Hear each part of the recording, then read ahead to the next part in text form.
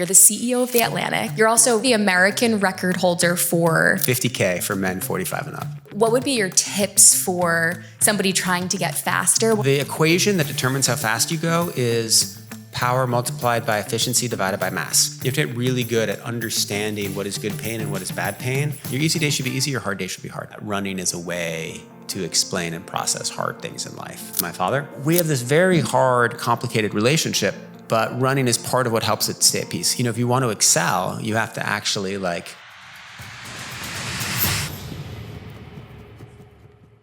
all right.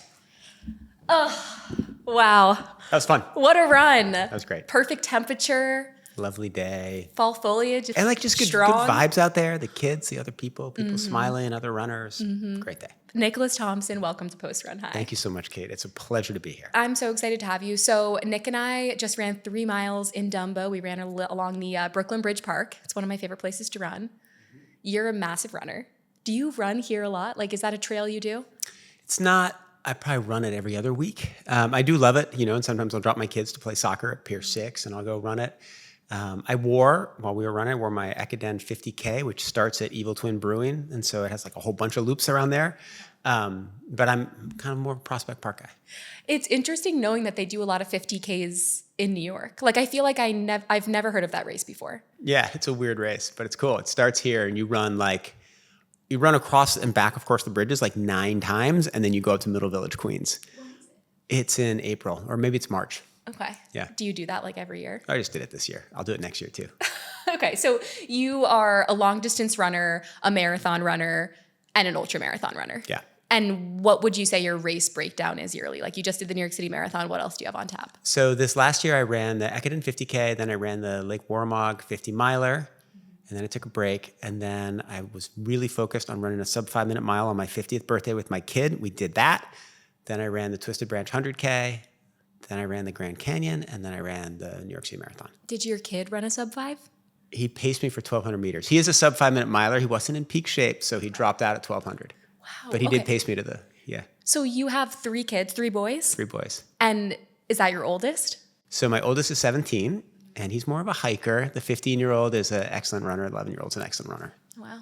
Yeah. They're following in your footsteps. Yeah. They're more focused on soccer, but they do like running. I like that you said that you'll drop your kids off at the pier for soccer, which, by the way, I always see kids on that pier playing soccer, and it's fun to see, and that you will then go for a run. Because growing up, I had a crazy Jersey mom that was always on the sidelines screaming at me if I did anything wrong, and playing lacrosse, or I didn't really play soccer, but lacrosse, basketball. But there were some moms that would get out there, and dads, and kind of go for a run around the tournament fields or, wherever we were playing. Yeah, my commitment is for parenting is take them anywhere, right? And then if they're playing in the game, watch them in the game. But if it's practice, warm-ups, I might be doing running. And if it's halftime, I might be doing planks, right? You got to get your workout in. And every new parent learns, time gets so crunched. Mm-hmm. No, it's so true. You really have to fit it in when you can, especially with kids, especially when you're running around with kids, bringing them to games and whatever. I also think the beautiful thing about running and just body workouts like planks is that you really can do it anywhere. And that's my favorite thing about running is all you need is a pair of sneakers. They can be old sneakers. Doesn't matter how long you've worn them for. You can go barefoot if you want to, but you really can do it anywhere. Yeah, you can do it anywhere. And sometimes it embarrasses your kids, but sometimes it's cool. I remember I was doing airplanes on the sideline, right? Where you put your one leg up and like this, and you go out to the sideline. It was during one of my son's soccer practices, and then they're running around, and I hear 2 of them, not with my kid, and one of them's like, that weird dude is what's he doing on the sideline? And the other guy's like, that's Zach's dad. He's the American record holder. And the guy was like, oh, cool. Okay, wait, right. So we talked about this on the run. You are the American record holder for? 50K for men 45 and up. So it's a pretty obscure race, an obscure distance, and narrow age band. But it's still the case that I have run it faster than anybody has run it. Mm-hmm. Yeah. And can you tell us the story behind it? I know you said it on the run, but let's just retell it was fun. So I got fast at marathons, and I was obsessed with marathons, and I ran a 2:29 marathon at age 44, 45. And then COVID hit. And so I'd had this great progression, and I was like, I'm gonna run 2:25, And then it was all there are no marathons, there's nothing to do. And at some point during COVID, Des Linden's agent, Des Linden, the great Boston Marathon winner, the agent reached out and was like, hey, you want to pace Des? She's going to try to set the world record in the 50K.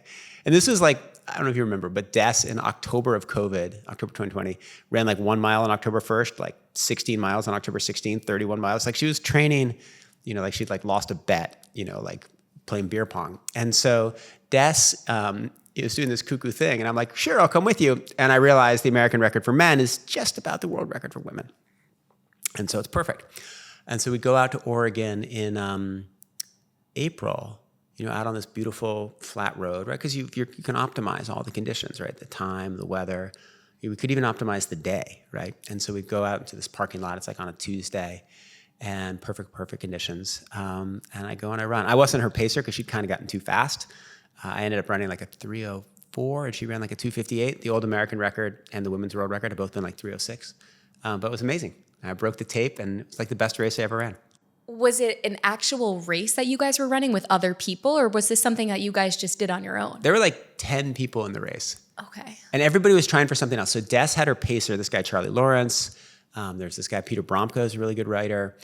Ryan Hall, like the American record holder in the marathon, was there on a bike training this, pacing this Lebanese woman who was trying to make the Lebanese Olympic team, trying to get the standard. So, it was just sort of cuckoo. And there were like 7, Des's husband was in the race. I don't know, maybe like 8 people, 10 people.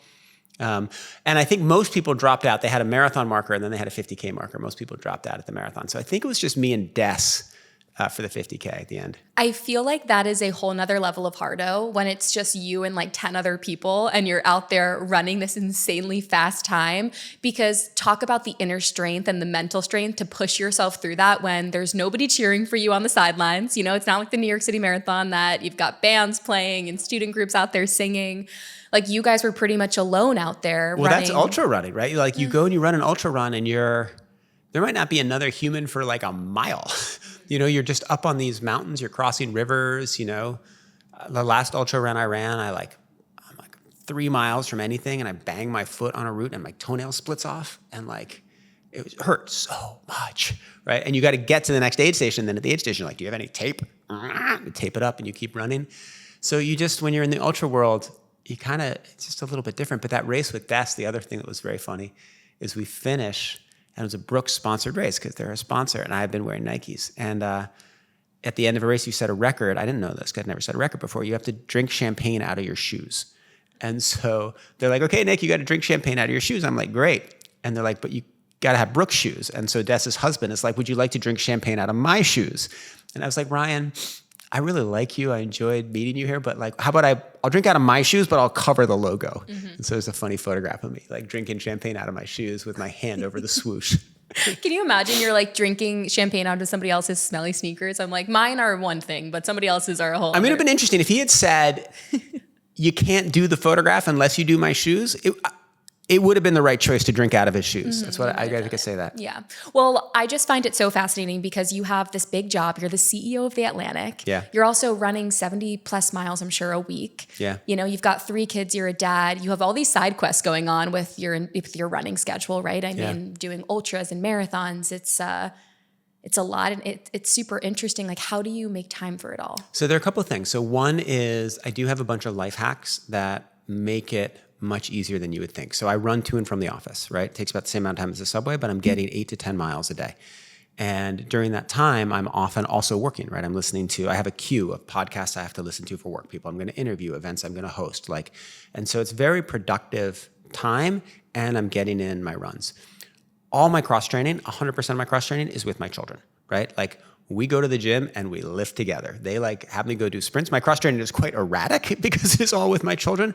But all the cross training I've done for the last 15 years has been okay, we're going to play Nerf basketball with the kids, right? So that's all parenting.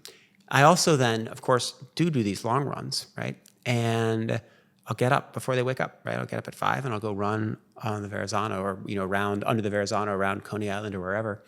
And then there's this beautiful thing happening now, which is I can train with them. And so, this summer, my 15-year-old and I would go out and we'd go run 400-meter repeats. I'd lead one, he'd lead one. I'd lead one, he'd lead one. I'd lead one, he'd lead one. And, soon he'll be cooking me and we'll have to, it used to be the case that we would do a 400-meter repeat where I would run 300 and he'd run the last 100.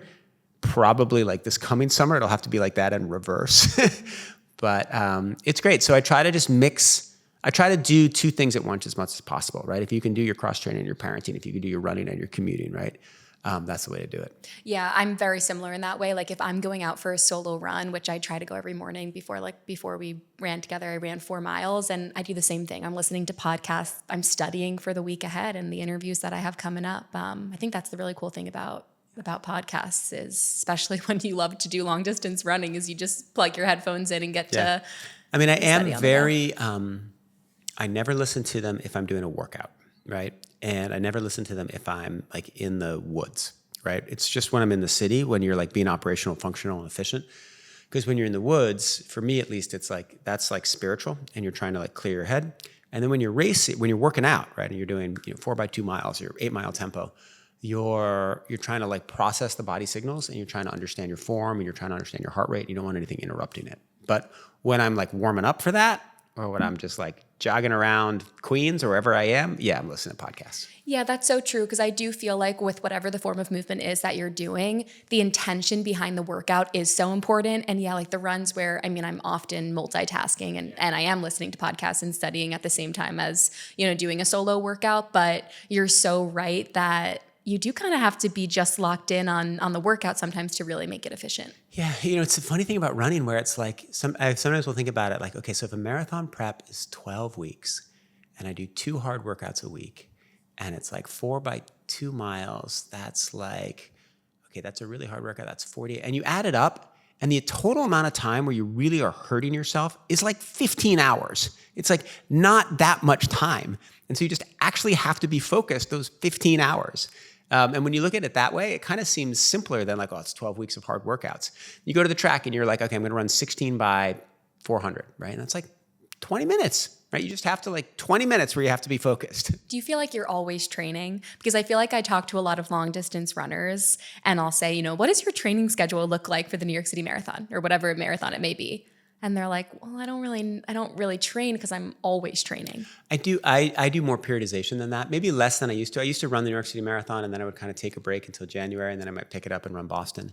Now it's a little more fluid, but I do try to take a couple week break after a race or, after the Lake Warmog 50 miler in April, I took quite a bit of downtime before getting at it again. What does your downtime look like? Well, then I'm just running to work, right? And maybe I'm running one way, right? So I'm running 4 miles a day. I remember running 35, 40 miles a week. What about post the New York City Marathon? What were you doing the last 11 days? Well, so the New York City Marathon this year was so weird because I got quite sick before it and then I ran quite slowly. And so what I didn't know is whether I ran the marathon 30 minutes slower than I'd expected to run it. And in fact, I probably ran 26.2 miles 10 times this year faster than I ran the New York City Marathon, just in runs. I ran the marathon much slower than I ran the first 26 miles of my 50-mile race. So I didn't know what my recovery would be. I was like, well, maybe it'll just be an easy run. But it wasn't. The recovery has actually been a real marathon because I was straining a weakened body. And so I've been kind of erratic where at first I was like, I'll just get back at it. And now I realize, okay, I need to take a little time. Yeah, no, we were talking about on the run that you were aiming for a 2:30. You ended up doing a 3:06 in this past marathon. Yeah. But you are somebody that's been able to get down to a 2:30 marathon, a very fast time. And you were saying that you went from kind of consistently running 2:43 marathons to then really breaking through. So what would be your tips for somebody trying to get faster? What do they have to focus on with running? Yeah, so there are a number of things to get fast, ways to get faster.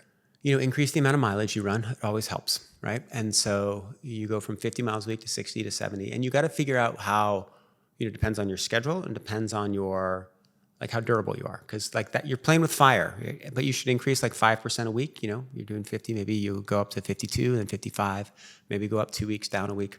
But build your mileage.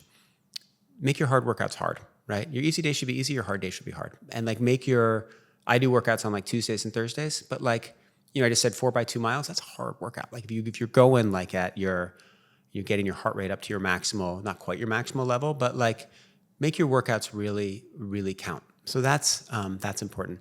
I improved my diet. I started to be a little my previous diet had been like a little defensive, like no fatty foods, no extra sugars, no processed foods. And then it became like a little more offensive. Okay, let's get the beet juice. Let's get the dark leafy greens. Let's figure out exactly what I need today. Let's try to figure out what kind of protein I need today.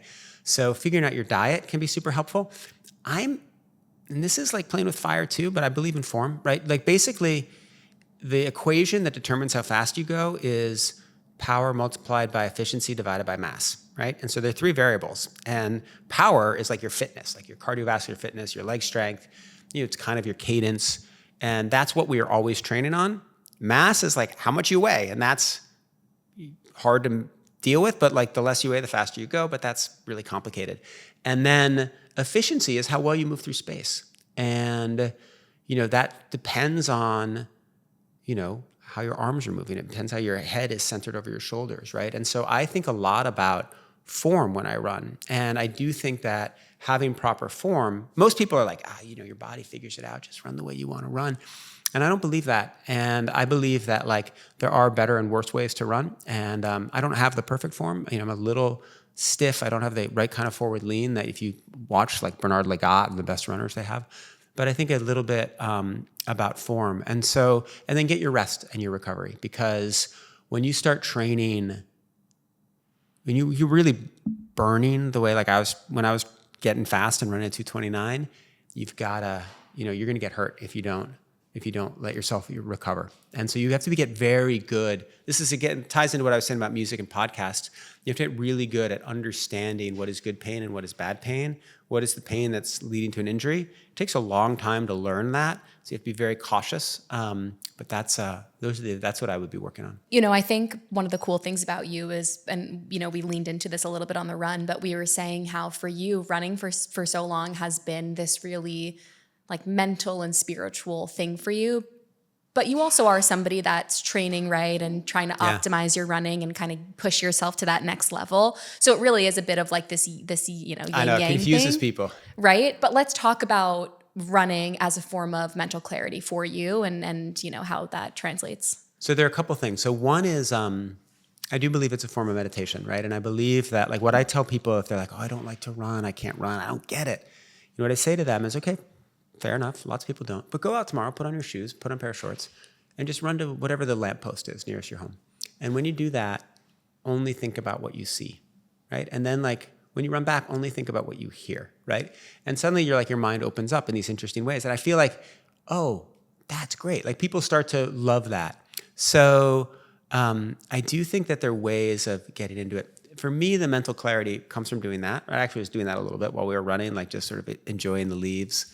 There's another form of mental clarity that is important to me, which I use in racing, mostly in ultra racing, where most of the time, and I did it in the New York Marathon too, when I'm in a hard place, most of the time I'm like really fixated on how fast am I going, how hard am I breathing, how do I feel, what is my heart rate, right? And before every race, I make a spreadsheet. And it's like, from miles 1 through 5, I want my heart rate to be between 125 and 130, and I want to be running between 557 and 602, right? Something like that. And if I'm going faster than 557, I should slow. If my heart rate is above 130, I should slow, right? And so you're kind of like building in. You don't know exactly how it's going to go, but you've like, I set these domains. And like for a 50-mile race, I'll do it for all 50 miles. But there are points where you have to let that go because you go crazy. And so like in the New York Marathon, I had made a little spreadsheet, but I had this respiratory thing I didn't know. And so by about I was going up the Queensboro Bridge, so like mile 15. I was like, you know what? I'm not anywhere near this, right? Like I'm cooked. And so then I was like, just release it. And I click a button on my watch so I can no longer see my heart rate. I can no longer see my pace. It just tells me the time of day. And then I start to try to think that I'm like above myself. I'm trying to like let myself release myself like spiritually and mentally. And I'm just looking down on Nick running, right? And so I'm sort of trying to like dissociate as opposed to associate. And sometimes what I'll do is I'll like imagine that I'm a child in the woods, right? Okay, now I'm now running like to Sargent Mountain, right? In Acadia National Park, right? I'm not running up First Avenue, right? And that's a way to kind of release the stress because you can boil over if you're like, my God, I still have 11 miles to go. I just feel terrible. Or like in an ultra, I have 40 miles to go and I feel horrible. So, there's a way of releasing yourself that's really important too. Yeah, because it's like while you're pushing yourself to this, level of excellence, it's also like, oh, you're running the New York City Marathon. Looking around, it's like one of the most fun marathons to run in the world, right? So how do you balance sometimes that performance that you're pushing yourself to do, which is running a 2:30 marathon, with also enjoying a race like the New York City Marathon? Well, that one's easy. The unfortunate answer is I don't deal with the crowds. I don't focus on that. You absorb it. You take the love, you take the cheer, and you use it to push you forward. But my focus is on forward motion, right? And like, I always feel, again, my last marathon was a disaster, but most of the marathons have been quite good in the last 10 years. And, if I'm in a pack of 5 people and we're running and one person is like high-fiving people on the side, that person's going to finish 10 minutes behind me, right? It's just the way it works. And so when I'm running, you hear and you see, but you don't think about that. You're actually trying to block it in a way out. You're trying to just focus on your breath, your form, your forward motion. Because if you have every thought that is not about moving forward is eventually like energy that you're going to wish you had at the end. And so I'm very clear about what I'm doing. So what are the thoughts going on in your mind when you're running a race? So not much, it's actually not, it's funny. Sometimes when I was writing the book, I would go for a run and I'd like bring my phone or I'd even bring a notepad and I would write down everything. Like, okay, I just thought for the last like 3 minutes about my dad. I was worried about this complicated thing at work. And I was worried about the subscription funnel. And I was interested in how like what your shadow looks like as you pass a street light as the sun comes up, right? Like whatever I'm writing about. When I'm in a race, I'm really not thinking very much. I'm just like, I'm thinking about my mantra, right foot, left foot, right foot, left foot. I'm thinking about pace, heart rate, but I'm not observing, processing. Like if you were to like create a movie of whatever, if you were to take the movie that runs in my mind on like a run in the woods, it'd be pretty interesting, right? If you take the movie that runs in my mind in a race or workout, pretty dull. I mean, there are some things that are interesting, right? I am doing all the things to try to make myself more efficient, right? So I'm trying to like identify what is the flattest part of the road, right? Because if you're running on an angled part of the road, you're putting more stress on one leg than the other, right? I'm trying to identify where the shade is, right? Particularly if it's a day where the temperature is above like 50. I'm trying to identify how to get in an air pocket where you have somebody in front of you and somebody behind you, right? Because they push air into you and they block air from coming into you, right? I'm trying to identify of the people near me, who is actually likely to run an even pace. Like if I see an elite woman, she's probably going to run an even pace. If I see like a guy who's like, like probably not, right? And so you want to stick with people who you know are going to be like metronomes. And you're thinking about where your water station is. So there are like kind of boring running thoughts. Like what is the tangent? That's so important. Like what is the most efficient line I can run? Because you don't run efficient lines, you end up running 26.5, right? Or 26.7. And so I'm thinking about all of that stuff, but that's all in like to the service of how fast can I run this marathon. So interesting. I never even thought about some of those strategies, but it's so true. It's like when they say when you're running in Central Park and you kind of are constantly going with the direction of the park, one side of your body, the left, I guess, does become stronger than the right because Central Park is on a little bit of an angle. I mean, think about a track. Like you run the same way around the track, right? You've got your left shoulder to the curve. Like you go to a track, nobody's there, you should run the other direction and try to balance yourself out. I alternate directions in Prospect Park when I run, like one way clockwise, counterclockwise. Your body can become asymmetrical very easily in this sport. So your wife, you said, was a dancer. Yeah. And you've always been a runner. Are you guys both very into health and fitness? Because I feel like dancers. Yeah, she's, yes, our whole family is, and the kids, are like my middle son, like cares more about what he eats than I do. He's really focused on it. He's like really interested in studying different kinds of proteins and making sure like that we have like the right kind of bread on the avocado toast for breakfast. My wife, now that she's no longer dancing, it's less. She's more interested in the artistic elements of dancing, and she's runs the dance program at the new school. So she has a different relationship where it's less physical and more about understanding it as an art. What does eating look like in your household? Like, is there certain food that you found really helps with your training? Are there certain supplements that you're taking that you're like, wow, this really worked for me? I don't eat. Yes. So every morning I get up. I usually get up before all the kids get up. My oldest son leaves for school at 7. The other guy's at like 8:15. So I make breakfast for him. I have the same thing every morning. I have this big container where I put in oatmeal, sometimes protein oats, sometimes regular oats, and a bunch of nuts, chia seeds, flaxseed, ground flaxseed, because you absorb it better. Bunch of healthy stuff. I give that to myself. I give it to my middle son, put fruit on top of it. The other boys, I give them like Rice Krispies, right, with fruit on top, because they're less focused on it. Some days, like today, I made avocado toast, cut up tomatoes, gave it to them, because the older guy wants protein. Lunch, trying to have a grain bowl or a salad. I do drink beet juice every day. What does beet juice do? So beet juice has nitrates in it that help you carry oxygen to the blood, carry oxygen through the blood, so to the muscles. 100%. Like that is like easiest nutritional hack. Drink beet juice before your races and your workouts. Do it every day. 100%.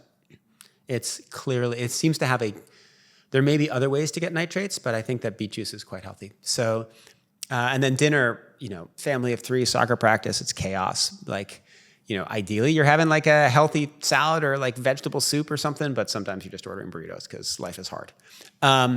And supplements, so I take L-citrulline. I take the beet juice. I've been taking magnesium threonate, trying to help me recover from the marathon. Taking rhodiola in the morning to try to help me recover from the marathon. I take creatine. I didn't up until this year, but it seems very clear that the science of creatine is healthy. Obviously, caffeine is super healthy, and I take caffeine before I run. Before I run a race, I'll do beet juice, caffeine, citrulline, sometimes creatine. If it's a marathon, I won't do creatine because I don't like the increase in body weight in the week before a race. But that's the kind of supplement mix. Yeah, I'm definitely going to start weaving beet juice in. I'm like, you have mentioned beet juice a lot of times. Even on our run, we were talking about beet juice. And I'm like, okay, we've got a common theme of beet juice. So yeah, it's a pretty interesting one. I mean, like there may be other ways to get the nitrates. Like you can probably get it in by eating a lot of kale. But beet juice is a very efficient way to do it. I was talking to Tim Tebow the other day, and we were talking about one of the supplements that he started finding out that football players were taking for focus. And it's called Neuron. And I had never heard of it before, but I kind of want to check it out now because he like swears by it. So it's fun finding out what big time athletes, like yourself are eating and using. But it's definitely helpful when your family and your kids are also a little bit in on it. But yeah, totally. And then like, I also, when I'm running a race, I take ketones. If I'm running an ultra marathon, I haven't started doing bicarb, which is what all the sort of fast runners are doing. Some ultra runners think you should do it.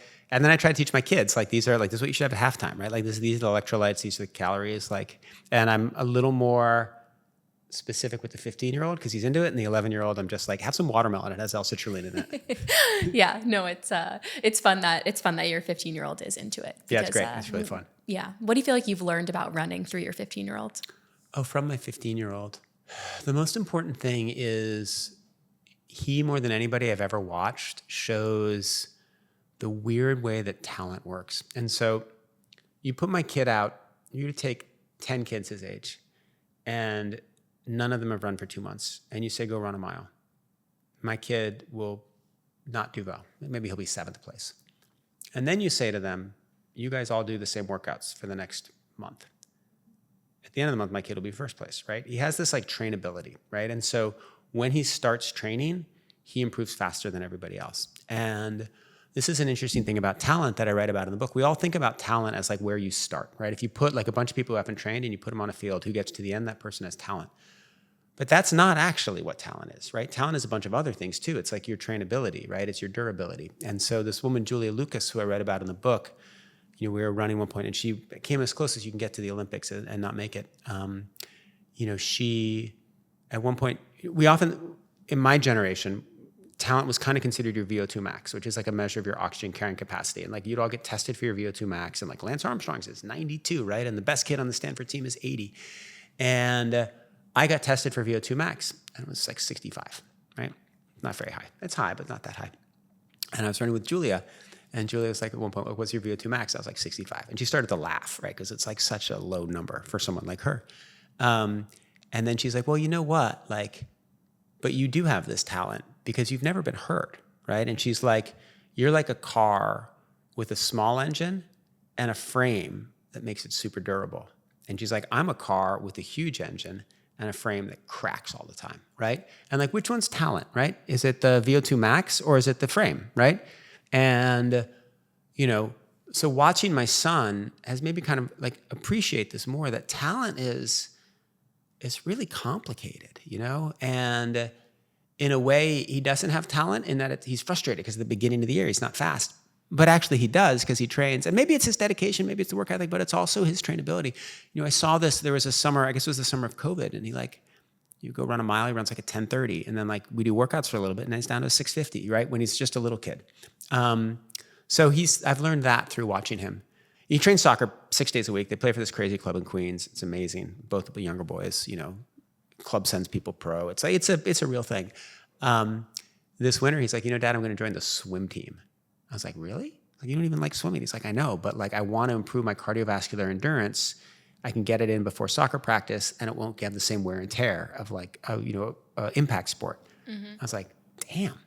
Yeah, This it's kid's true. on it. Yeah, he's on it. I just would say don't overtrain, because I was definitely overtrained in high school. Like I did varsity cross country into varsity track to then prepare for lacrosse, and I trained too hard and then I ended up getting hurt. Yeah, I'm trying so hard with him. It's hard. And I got hurt. I haven't been hurt in my adult life because I've learned how to balance it. My, high school life, I was hurt all the time. Right.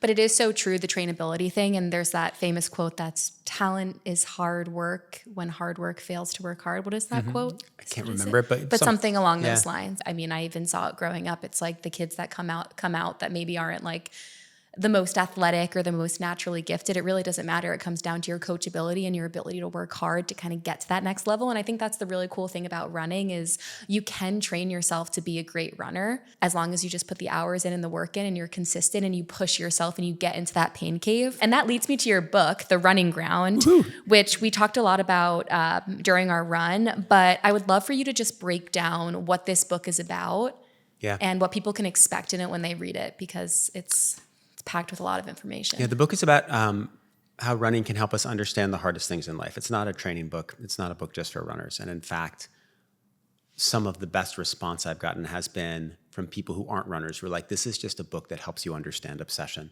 There are three main stories. There's my story of running, which is really about how I got faster as I aged. Like, how did I run so fast in my 40s? And the sort of deep psychological reasons. There's the story of my father, and the way that running helped him hold his life together as it was falling apart, and then the way it helped me understand and connect with him even as he became a great burden on my life. And then there's the story of different runners who take you to extremes of understanding, both whether it's how running can be a form of transcendence, how running can be a way to process pain, how running can help you get through addiction, how running can help you break barriers. And so these aren't runners I found on Wikipedia. They're runners with whom my life has crossed. And so they enter into the narrative as I tell my life story when I meet them, and then I step back and tell their stories. So all those things together make it a book about, running, pain, and understanding. Yeah, and all of the people that, we ran through them during our run, but each person that you listed out, like the guy that's the fastest marathon runner with Parkinson's, it's each person that you mentioned has gone through something very traumatic in their life, like you did with your dad, and found running as a form of transcendence and getting through this really tough emotional thing. So do you mind just telling us the story of your dad and how running kind of helped you through it? Yeah, so my dad is a really interesting guy. He grows up in Bacone, Oklahoma, on a Native American reservation. His father had been a missionary who had later risen to become president of Bacone. But father's a big, gruff, sporty guy. My dad is, shy, wants to listen to music. And my dad learns about a school called Phillips Academy, Andover, great boarding school in New England, and he applies and gets a scholarship, and he leaves. And like his dad is like, no, you don't have enough money to pay for the lunch money. And my dad is like, I've actually been delivering newspapers on horseback, and I do, and I'm out. So he goes from there where he's a misfit. He goes to Stanford, he gets a scholarship there, and then he's just a star, right? He brings Nixon to campus, brings Kennedy to campus. Kennedy says this kid's gonna be president. Provost writes a letter saying this is the best kid we've had on campus since Herbert Hoover, right? Like my dad is rock star. He's photographed by Saturday Evening Post when he graduates, or no, when he's a sophomore. Wins a Rhodes Scholarship, goes to Oxford, comes back, marries my mother. Everything is just going great. And I'm born, thank goodness. And then his life kind of unravels. He doesn't meet his professional life. It's hard when you're told that you're going to be president. Like, it's hard to live up to that, right? He whom the gods wish to destroy, they first make promising. My dad said that all the time. I mean, I think that's one thing. I feel like being told you're going to be president, whatever, I get it, you're a smart kid. Going to Stanford, getting a Rhodes Scholarship, getting a scholarship to Oxford, those things stand out to me more. Yeah. And just like everybody expected him to like run the world. And it wasn't working. And so he was having a hard time handling that. And then the really important thing is he realizes he's gay. And, this is 1970s, early 1980s. It's different from today, right? You realize you're gay today, you come out of the closet, you hang out with your gay friends, right? He didn't know how to deal with it. And so he leaves my mother, he moves to Washington. It's right in the AIDS crisis. He's, profoundly promiscuous, all the wrong people. He's diagnosed as having HIV. It turns out it's a false positive, but he lives with it for a year. This really traumatic thing happens where there's this other guy he thinks of as like his twin, this other guy who was like photographed by Eisenstadt for his college graduation, also a Rhodes Scholar, also like everybody thought was going to be Secretary of State or whatever, also gay. And it becomes like my father thinks of him as his twin, closest friend, and then that guy just can't handle it, can't handle ups and downs of life, and he kills himself in my father's garage. And so my dad, from that moment on is like, oh my God, like how can I live as a gay man in this closeted world? And so he just, kind of uncorks at that moment. He ends up moving to Asia where he like does some academic work, but also kind of runs a brothel for men, runs out of money. During this whole time though, he does run, right? And he like teaches me to run when I'm 5. He runs the New York Marathon when, right after the divorce, I go and I cheer him on just on the downside of the Queensboro Bridge, almost breaks 3 hours. We run together. He loves my running. We communicate a lot about running through running. And so running's like one of the through lines of his life and our relationship. And so part of the story is my processing the kind of the madness. Like he comes back, like he literally comes to my apartment in Brooklyn.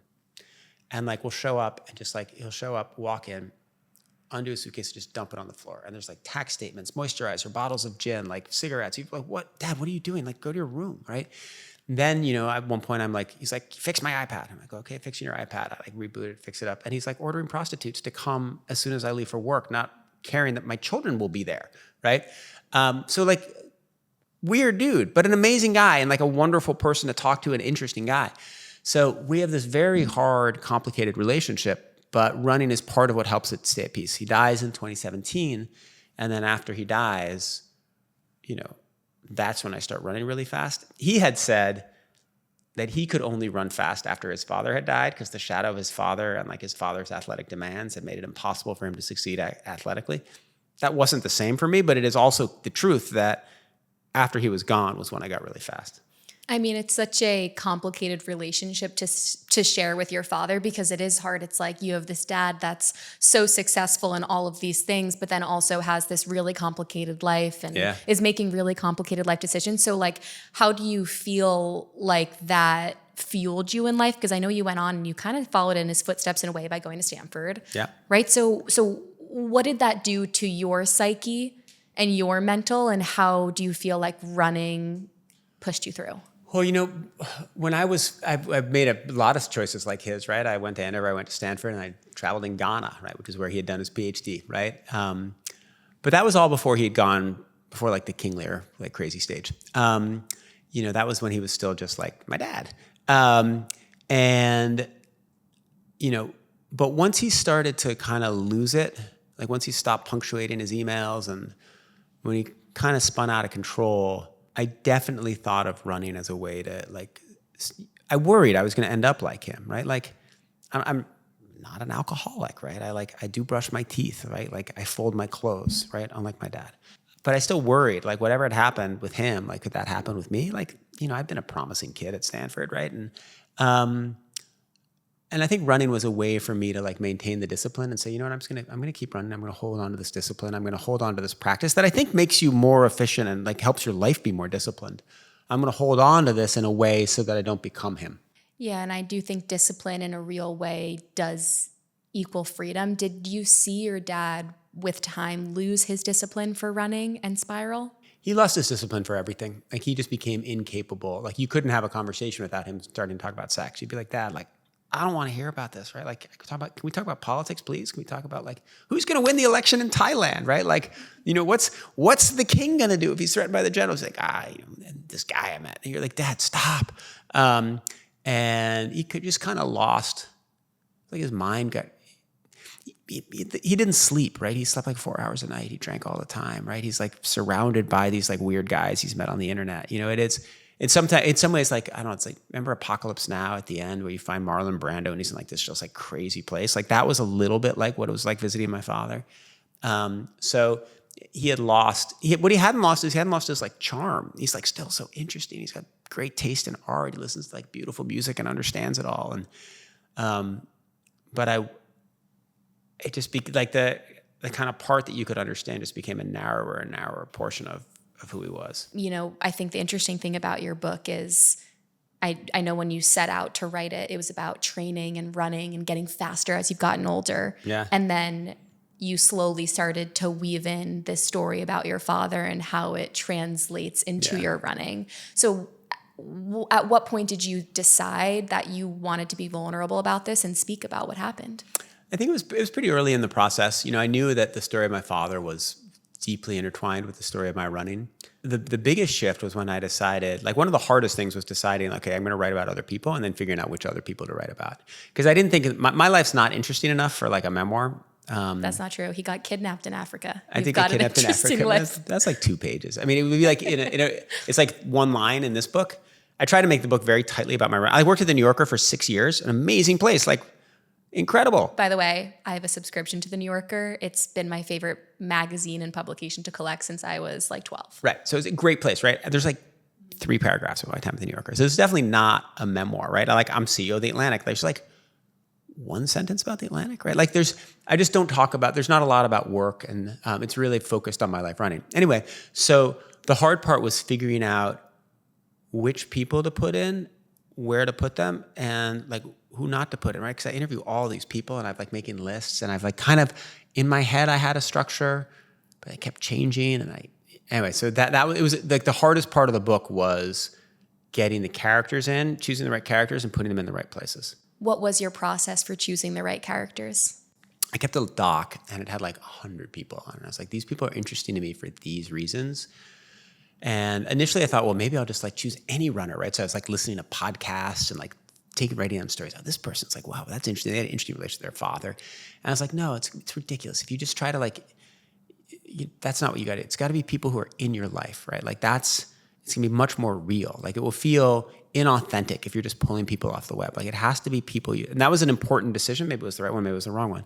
But then I started, okay, so then it's very limited, right? And then it was like, I want people who kind of exemplify the themes of the book, but to an extreme, right? So one of the themes I explore is like the self-transcendence that I find while running ultras. Great. So now we've got Superba Beckjord, who, won the Queens 3,100 mile race 9 times, right? That's around the same block in Queens, right? She's the one who, taught me to kind of release myself when I run. So like writing about her allowed me to write about self-transcendence in a way that I couldn't do it in my life, right? Like I overcame thyroid cancer, ran again, right? That's like an important part of the story, how you process that post-traumatic growth. Okay, but now I'm going to write about Michael Westphal, who, fastest runner ever with Parkinson's, right? He's running a 3:16 marathon with his arm like swaying over his head like this, ties one arm behind his back with string, right? Like the guy is unbelievable, right? I like to write about my like spiritual association with the forest. Well, I'm going to write about Bobby Gibb, first woman to run the Boston Marathon, who, she trained for the Boston Marathon. She got her parents' van, drove across the country, and slept in a different park every night and ran like 3 or 4 hours, like just by herself with her dog, right? Just goes and runs, and it's like, I'll go. And no maps, just like, I'm going to drive west and I'll find someplace beautiful and I'll run every day. Like, how awesome is that? Like, it's the most awesome way anybody's ever trained for anything. And then the organizers are like, women can't run marathons. So she goes and runs 100 miles with horses, Why would I have a problem with men if I can run with horses? And then they're like, still won't let her in. So she hides in the bushes and runs a marathon. Like, bless this woman. She's incredible. And then she enters the book because my high school graduation, she's there because her son is a classmate and friend of mine. I win this big award, and my father, blitzed out of his mind, charges the stage and like knocks all the other parents over. So it's like a perfect way to bring her into the book. What would you say is the common thread that you learned through all of these kind of extreme stories? I mean, the thing that connects them all is that running is a way to explain and process hard things in life, right? I was trying to find people where what they overcome, what they went through. I wanted people who were like really smart, really interesting, fun to talk to. I wanted people who had been through things that I hadn't been through. I didn't want someone who's like, became a good masters runner, right? Like, so what? I wanted people who'd like been to a different kind of edge than the ones I went to. For you, what would you say was the hardest part of the book to write? Like, is there a passage in the book that you read and it will still make you choke up or bring you to tears? Like, what was the hardest thing for you to write about? Hardest thing was the title. 100% here. Actually, give me the copy. So the title for a long time was Run for Your Life, which I hate. But I couldn't beat it. It was what I called the proposal manuscript. It's like, okay, but like every single person, every single runner who's written a memoir could call it Run for Your Life, right? Like literally, or Running for Your Life, like 100% of the books. And so, but I couldn't, like, I was like, at one point I was like, I'm calling it Time to Run, which is like about running and efficiency and like it's an order. I was like, it's stupid too. And then this book took 5 years, and like it was called Run for Your Life for like 4.5 years. In fact, if you go to Amazon, I think it's still like the URL is like Run for Your Life, because when the publisher submitted it, that's what it was. And then one day I was up in the Catskills where we have a place, and I was looking at this print that from Maximus of Tyre that Ben Shahn had stylized, and my dad had given it to pay off a loan, and it's beautiful. And it's this is what it reads. It says, God himself, the father and fashioner of all that is older than the sun or the sky, greater than time and eternity, and all the flow of being, is unnameable by any lawgiver, unutterable by any voice, not to be seen by any eye. But we, being unable to apprehend his essence, use the help of sounds and names and pictures of beaten gold, and ivory and silver, of plants and rivers, mountain peaks and torrents, yearning for the knowledge of him, and in our weakness, naming all that is beautiful in this world after his nature. Just as happens to earthly lovers. To them, the most beautiful sight will be the actual lineaments of the beloved. But for remembrance sakes, they'll be happy in the sight of a lyre, a little spear, a chair, perhaps, or a running ground, or anything in the world that wakens the memory of the beloved. It ends, let them know, let them love, let them remember. And I had looked at it, and I had never noticed the phrase a running ground, right? Like a Greek track. And I realized, wow, like finding God, finding love, finding meaning in a Greek track, like, boom, there's the title. And so that's how I came up with that. But if I hadn't had that day up in the Catskills, I don't know, I guess it would be called Run for Your Life, and I would just be like embarrassed. I do still like the title Run for Your Life, but the running ground is different. You run a marketing test and you put Run for Your Life in the running ground, like Run for Your Life will sell more copies, right? Like it'll probably go off the shelf, like, oh, cool, Run for Your Life. Like, but it wasn't me, the running ground, that's me, right? Like that is like, and it also like, that's what this book is about. It is exactly about what like Maximus writes in that passage. Also, we were joking before about how your outfit is perfectly coordinated, and this. Yeah, like, you are very coordinated with your book right now. Well, only because the part of that is the accidental fact that I'm wearing yellow shorts, and the fact that this shirt though is of course coordinated because it's a special shirt that Nike made about about the book. Okay, let's talk about. Tell me how this collaboration with Nike came to be, because it's very cool. It's very cool, right? So if you just listen to the podcast, I'm wearing a shirt that has running ground on the front, and then on the back it has a long quote about pain and understanding pain that comes from the book. So Nike, when I was training to run that 229, I trained with some coaches from Nike, Steve Finley, Brett Kirby, Joe Holder. And so I had like developed a relationship, and I wore the Vaporfly 2s. I wore the Vaporfly 1s in my first 238, 234, and then Vaporfly 2s in my 229. And so I had a relationship with Nike. And then when I finished the book, I sent it to them. I was like, hey, and they're like, wow, this sort of resonates with the brand. Like, let's do a thing before the New York Marathon. I was like, great. And so I did an event with Joe Holder. He interviewed me he's such a smart guy. He interviewed me about the book. And then Nike made these cool t-shirts, and all these folks like ran across the Brooklyn Bridge in running ground t-shirts. And my kids love it, and I think they're cool too. Yeah, I mean, they are really cool. And what an honor to, have Nike say, wow, we want to be a part of your story in some sort of way. It's great. It's great. Yeah. When I was young, the big book was Born to Run, right? And I've of course read when I was reading this, and like, awesome book, like incredible storytelling. Like, and I've modeled bedtime stories for my children off the characters in it. But the underlying thesis of Born to Run was that running shoes don't work, right? And like we should run barefoot because these big clunky shoes like make you not associate with the ground. And that was maybe kind of a little bit true. But then Nike figured out, like, actually, if you put a spoon in it, use airplane insulation in the back of it, and you make it super light and you improve your ankle stability, people run a lot faster and they get hurt a lot less. And now everybody's doing that. And so they like, their innovation lab predicting the period when I was writing this book just crushed it. Yeah, no, it is impressive, but I do have to say I like the sub-headline of your book, which is, it says a father, a son, and the simplest of sports. Yeah.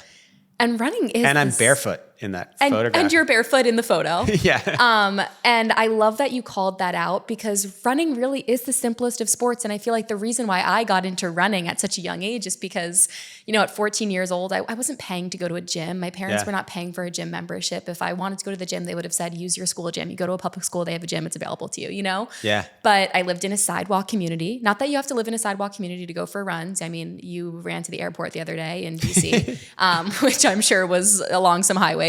But it really is this thing that you can do anywhere, anytime, with very little starting fee or money. That's the best thing about it, right? And it's why there's why is it that the Ethiopians, the Kenyans, the Eritreans are so great at running and they're not so great at lacrosse, right? Getting a lacrosse stick is a little bit harder, right? And it requires a field, and it is the most equitable of sports. You don't have to run races to be a runner. You don't have to. No, everybody can be a runner, and you can do it anytime you want and anywhere you want, right? And that's creates the great psychological burden because if you succeed, it's on you. If you fail, it's on you. But you can go out.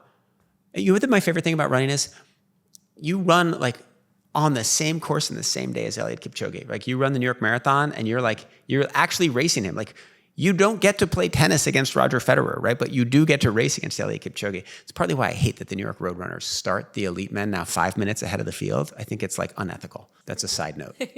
Well, I mean, if you're running a 2:29 marathon, Eliud ran a 2:14 this year, I think. It's you're not coming in that far after them, which is the pretty wild thing. 10 minutes in running is a long time. It's a long, if people are wow, 2:29, you could almost win the marathon. I'm like, you know what? You know how long I could stay with those winners? Maybe 800 meters, right? If I went all out, I could stay with the guys for 800 meters, right? It's crazy how fast they go. It is. It's nuts. I actually got to interview Eliud this year. Oh, he's before at a whole different psychological level, right? He's so calm. It's crazy. Yeah. I do feel like most runners that I meet, though, that long distance runners do have a very calm presence to them. And I think it's because our heart rates are so low because we run so much. Well, and you have to because if you are spiky and you're you can't race, right? You have to learn how to pace yourself, right? It's a habit of mind that comes from running that is, spreads to the rest of your life. Yeah, no, I got really lucky. The story behind that interview was I was doing a video with Nana Lynch, who's one of the chairs of New York Roadrunners. And we were in the media center where I guess all the elite runners go for press and whatever before the marathon and then after the race. And I was in there with her and we passed Eliud, who was kind of sitting down with his team. And she goes, Kate, I'm going to give you 3 minutes. Go make something happen. Ha! And I went over to him and I was That's scrambling. So great. I didn't know it was the first time he had ran the New York City Marathon. Yeah. I had done no prior research on really him or his story. I knew who he was obviously through just the running world, but it wasn't I knew specifics. Yeah. And I went up there and I completely won the interview and it ended up being great. I think it got maybe 500,000 views on one platform, 300 on another. That's awesome. Eliud went so viral this marathon because it was such a big deal for him, right? He completed, awesome. Completed the Abbott majors. Yeah. But it was really lucky and it was pretty special. That's awesome. But yeah, he's a great guy. Yeah. I like that in your book, you didn't focus too much on your job because it is so cool that running for you is this whole other life that you live outside of being the CEO of The Atlantic and having had this really impressive career. But I'm curious for you, how do you feel like running and being so disciplined in the sport has translated into your profession? Well, I think there are a couple of ways, right? I do think that discipline is cumulative. And so if you do a hard thing in the morning, you go and you run, right? And you run when it's cold. You will be more disciplined through the rest of the day, right? That act of discipline means that you will have a store of discipline that you can use throughout the day. And it will set you up for at the end of the day, if you had a hard day, well, at least you ran, right? And you'll sort of feel better and then you'll reset and you'll go back to it tomorrow. There are other specific habits of mine. We're just talking about pacing, right? Why are runners calm, right? Well, you have to learn how to pace yourself, right? If you're an ultra long distance runner, you can't have crazy mood swings, or you can, but it's not helpful. And that's very helpful in work, right? The discipline, the kind of, ability to sort of sustain a steady pace for 2 hours, that's actually pretty important for working, right? A lot of times you have to stay focused for 2 hours, right? You have to like stay focused for 6 hours, stay focused for 14 hours, right? When you're doing a hard job, right? And like, I'm going to keep doing this thing until it is done. The whole like, to me, the most important lesson is the most important lesson in life, which is, and I always try to tell this to my kids, like I have too much homework. I'm never going to be able to get it done. Well, you know what you should do is start, right? And like you learn that in your job, you learn that in a hard job, you learn that in running. Like if you, oh my God, it's too cold to run. Oh my God, like my foot kind of hurts. Oh my God, maybe I ate too much, maybe I ate too little, right? If you start to worry about that stuff, you're never going to get the running, right? You just actually have to, and if you complain about it, like, oh, I'm tired, I hurt, or my God, my heart rate's too high, my whoop score is too low, like you just have to go do it, right? And the same thing in your job, right? If you're trying to wait for conditions to be perfect, or you're trying to wait for things to be exactly right, or I'm not going to start working on this project just yet because I'm better after lunch, right? Like, come on, like you're never going to get it done, And so you kind of learn similar sort of stoic discipline of like, I'm just going to go ahead, I'm going to do this, I'm going to identify it. And then you have to learn to like go at an uncomfortable speed, right? If you're like, I'm going to run, but I'm going to run 30 minutes slower than I should. It's all okay. It's all cool, right? Okay, fine. But, if you want to excel, you have to actually like make yourself hurt, right? Same thing in business, right? If you want to hit your target, you have to try to set the goal a little high. You have to like work to it's a little bit uncomfortable. And, you don't want to drive yourself into the ground just like in running. You don't want to injure yourself, but it's kind of similar habits. So I think there's a lot of overlap between business success and running success. Yeah, one of the things Elliot said to me when it came, I think I asked him a question about what is your advice to first-time runners or first-time marathon runners or people that want to get into running. And he said, get up, get your gear, and run. Yeah, it's great. I mean, that's it, right? Yep. Like, and I'd say to my kids, like, okay, why don't you just start, right? And there's a scene in the book where, I didn't have a lot of confidence as a writer, and I was working at the New Yorker, and Boston Marathon bombings happened in 2013. And David Remnick walks into my office, the editor of the New Yorker. He's like, Nick, you're going to write about this. I was like, no. And I was saying no because I kind of scared. And I was like, no, I got to edit this. He's like, no, you're going to write about this. I was like, no, I have to like call Murakami, and I got like George Packer might file. And he's like, Nick, this is what's going to happen. I'm going to close this door. You're going to put down your phone, and you're going to start to write the essay. In an hour, I'm going to open the door, and you're going to hand me the essay. He closes the door and walks away, right? And like, okay, guess I'm going to start right now, right? And it's a great skill in running. It's a great skill in journalism. Yeah, and when you said you didn't have a lot of confidence in writing, you had graduated from Stanford and you were, I know you did a little bit of hustling on the subway. You were a musician, right? A street musician, yeah. Street musician. But you were a journalist, right? So by 2013, what was it that you weren't confident about with your writing? I'd written a book. The book had gotten great reviews. I read a book about the Cold War. I'd written all kinds of articles. But I worked at the New Yorker, right? Like you're there, like, I don't know, you're running John McPhee, right? Like you're the best writers in the world, right? And I just didn't think I was at that level. I didn't think I could write at that level. And I knew I could edit at that level. I knew I could manage people at that level. I knew I could like manage a team, and I knew I could set strategy at that level. I just didn't think I could write at that level. But I worked really hard at it and got better, and I became much more confident at it. Yeah, it is interesting how different editing is than writing. It's kind of like with, our video team now. I would even say I'm not as good as a video editor as some of these video editors that work on our team are, but I'm good at editing and providing edits. But at the same time, it's like, but I should be just as good of a video editor. They're different skills, right? Right. And part of life is like identifying where in an organization you really have those skills. Like, okay, there are 12 things, and I'm the 7th best, the 4th best, the 3rd best, but this thing I'm the best, so I'm going to focus on that. Or like, this is where it's most useful. But also part of life is identifying like, okay, well, actually, this is the thing I'm weak at and I should get stronger at, right? Like, again, this comes with my kids in soccer where it's like, okay, what is the thing you're best at? You're best at like long shots. Okay, great. So we could do some long shots. What is the thing you're worst at? Well, you're worst at like left-footed dribbling. Well, really, that's what we should work at when nobody's looking, right? And so part of life is identifying like when you lean into your strengths and when you like work on your weaknesses. My dad always, when we were growing up, had us live by this like one-touch method, which was basically like, not procrastinating the littlest things and then the biggest things. It's kind of like if you get an email or a text, respond to it right away, or if it's like, a homework assignment that you don't want to do, tackle that one first. Totally. That's great advice. Yeah. Right? But I also think what's really interesting, and we've had a lot of CEOs on the show, and the commonality that they've all talked about is that in order to be a CEO of an organization, you have to understand all the pieces of the pie. Definitely. And that was when I came into my role as CEO of The Atlantic, I had a much better understanding of the journalism side than like any other media CEO, because I'd been a journalist, right? And I've been an editor, but I had a weaker understanding of the advertising side, right? And exactly how, okay, now what is it that like really makes a renewal rate? Okay, so now how do you get your win rate up? Like which of these variables matter the most? Which are the ones that we can influence? And so I had to like learn some things that most other CEOs didn't and not learn other things that other CEOs did. What would you say are the things that you look for in hires at The Atlantic? Right now, I really look for like velocity work ethic, getting people who want to come into the office and want to like have ambition and have a little bit of an edge. That's super important.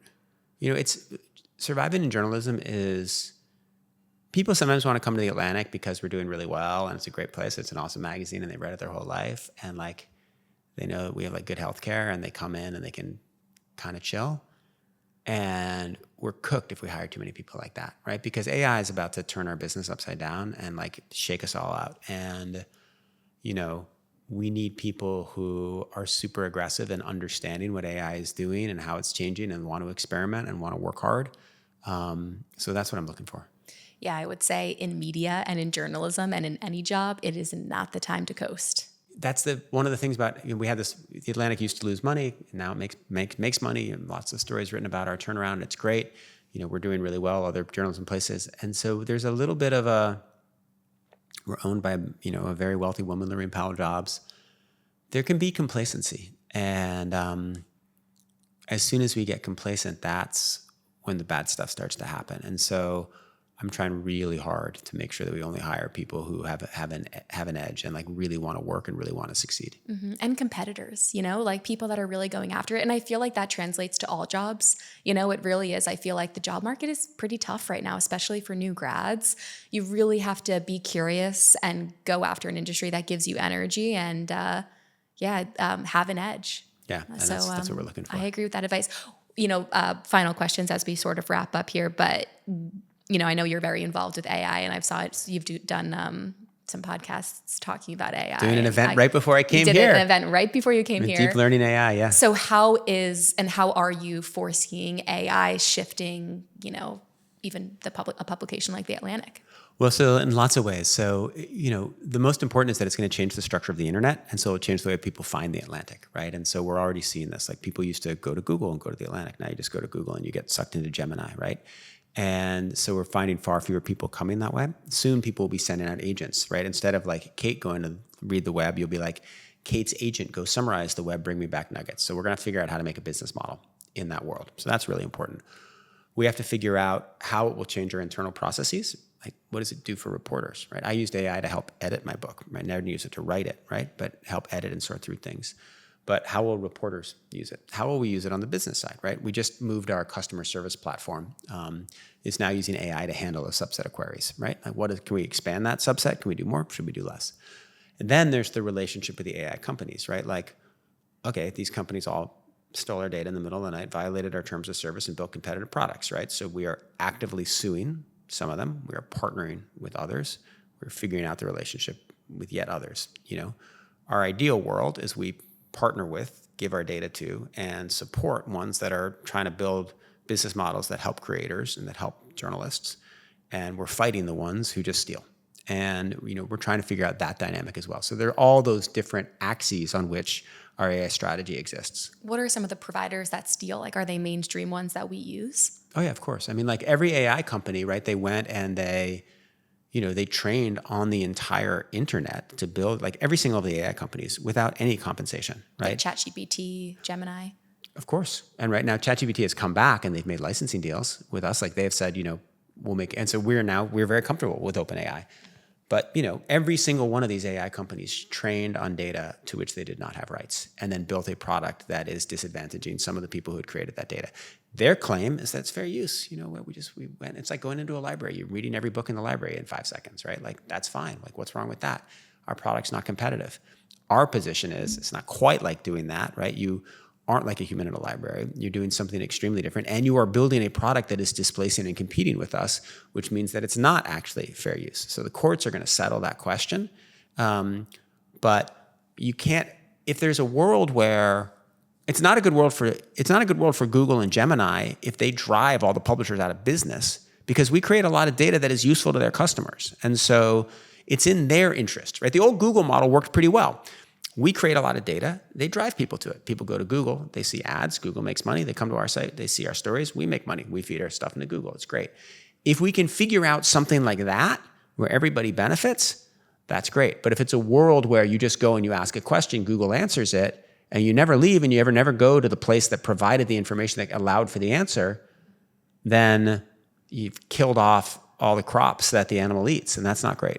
Yeah, it's so true. And I also feel like, as somebody that is an interviewer and is constantly researching people, I probably interview like 8 people every week. I feel like when I use ChatGPT or Gemini too much, they sometimes get things wrong. Totally. I mean, they're amazing. They hallucinate. They make things up. They've been trained to please you, so they've been turned into BSers. It's just a weird thing about them. So it is so true. Like, I'm always asking, like, if I'm using it for research, I'll be like, fact check, like, give me the sources. So it is so true. It's like you can't cut off the sources and then expect these platforms to be totally accurate. So you're so right. They do have to play together. And I like that insight. Well, The Running Ground, I am so excited to dig into this book. So happy you got it there? Yes, I'm so happy for you. I'm also excited to have it in our bookshelf. I love having the books of people that we've had on the show. Put me next to David Goggins. My son will be so happy. I need to have David Goggins on this show. My son told me that the only person who could make the book cool was if David Goggins blurbed it, but I didn't know how to reach him. But I got Killian Jornet to blurb it. So I've got like Killian Jornet and Anna Wintour. I don't think they've ever both blurbed the same book, which is pretty funny. Is Anna Wintour a runner? No, but she loved the book. Okay, wait. Anna Wintour wrote, "It would seem disingenuous to say that Nicholas Thompson's mesmerizing and moving The Running Ground isn't really about running. But while running, from its practical agonies and ecstasies to its philosophical and deeply personal undercurrents, suffuses this book. And something Thompson writes early on holds the key to its deeper revelations. Running is the simplest of sports, but if we look closely, it can teach us about the hardest things in life. It's those hard things that make this an endlessly surprising, revelatory, and heart-trending read." That's a nice quote from Anna Wintour, right? Yeah, that's pretty iconic. Yeah, it's awesome. Yeah. I guess when you're the CEO of The Atlantic, you know all these. Anna's great. Anna's amazing. Well, I didn't know Killian. I just wrote to him and said, "Hey, Killian," and he read it before running Western States. And it's like he used it in his taper, but I did not know. I could not reach David Goggins to get a blurb. So I feel like Oz Perlman's ran with David before. Well, next book I'll have to write to Goggins. All right. Well, I want to ask just like one final thing. So for people that read The Running Ground, what is the key thing that you want them to take away from your journey and the journeys of the people in this book? I want them to finish the book and go running. There we go. We want to get that post-run high going and flowing. Yeah. I mean, I've had so many people write to me and say, "I haven't run in years. I read your book. I started running." Two reactions that are pretty common. One, haven't run in years, started running. And two, my spouse is a runner. I never understood them. I read this book. Now it makes sense. And those reactions I keep getting every day. It's awesome. Yeah. It's the most beautiful thing when you can inspire other people to get their body moving. Yeah. Especially when something helped you so much with like running, and then you inspire other people to do it. It's really special. Well, Nicholas, thank you so much for being on the show. Thank you, Kate. It was awesome to be here. I was delighted to be asked. So much fun to talk with you. It's so much fun to run with you. Thank you. Had a great time.